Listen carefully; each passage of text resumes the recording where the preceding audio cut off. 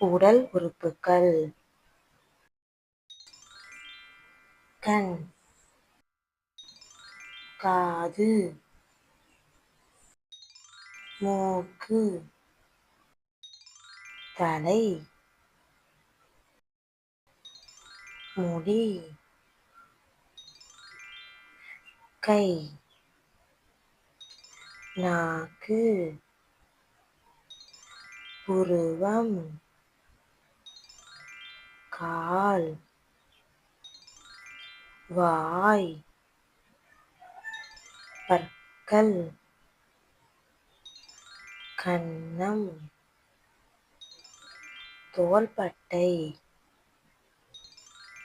விரல்கள், நெற்றி, உதடு.